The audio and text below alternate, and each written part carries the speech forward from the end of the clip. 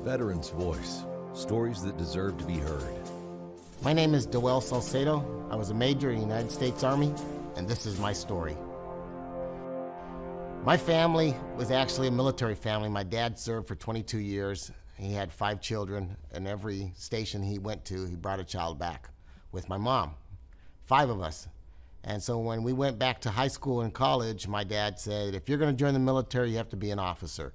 So I have 3 brothers and 2 sisters. All 3 brothers, or my other 2 brothers and myself, we all became officers in the United States Army as well. It was great because that was my way out. I was born in Massachusetts, raised in the Army, went to high school and college on the island of Puerto Rico, and then myself went into the military.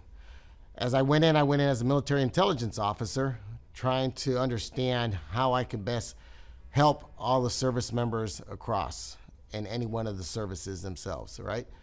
And I was actually stationed, my first assignment, Fulda, Germany, the Fulda Gap. I spoke English and Spanish, and all my soldiers spoke Russian and German. And that's where we began, on the frontier of freedom. Spending many days and many nights in the snow, in the rain, in the cold, and away from my wife. But for 3 years, you know what? That was probably the best part of my life. As a cavalry officer, working in the intelligence field on that border, we got to work with a lot of soldiers, help a lot of soldiers, and protect all those people back in the United States while we were out there for 24/7, 365 days a year. And our unit covered 365 kilometers of what used to be the East-West German border. That actually built my base as who I was going to become as an officer in the United States Army. Later down the road, one of the assignments that I got was a liaison to the United States Customs Service. As an intelligence officer, I helped the U.S. Customs work operations in the counter-narcotics field. It was very interesting how we were able to work all that at the same time that Gulf War was actually happening. Everybody was over either in Kuwait or in Saudi Arabia, and I was working the counter-narcotics mission here in the United States. Great sense of pride in working in that area because we know that here in the United States we have a lot of issues with drugs. So fighting the drug war and being a piece of that was very, very, very important for me.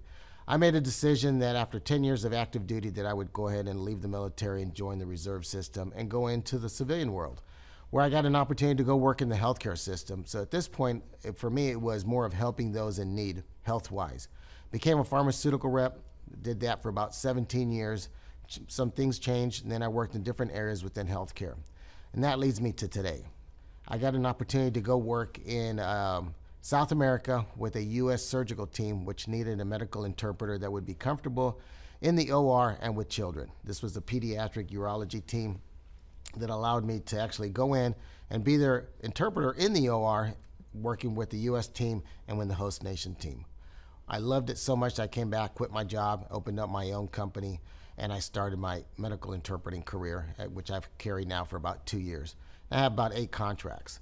Simultaneously, I've always wanted to work with helping other veterans, and this is where I found the Camaraderie Foundation. And the Camaraderie Foundation, allows us and allows me actually to share with those other individuals who are transitioning from the military into the civilian sector.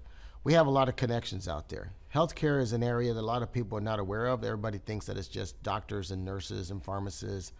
But you know what? There's a lot of ancillary services that the military actually, the skills that we gain in the military are the ones that help these hospital systems, this healthcare system, actually survive and to strive.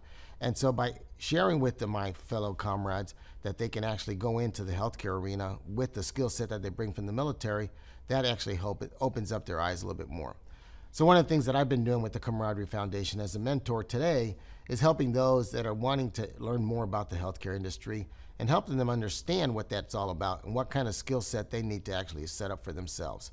So as I move along into the world, I've done my time in the military, I've done my time in the healthcare, and now I'm at the point where I want to help those that are in need, those that actually are looking for an opportunity, specifically the military folks, helping them understand what it is to transition from military life to the civilian sector and what opportunities actually exist and how to help them push themselves to promote themselves as to who they are, what skill sets they bring to the civilian sector, which is going to allow community to grow.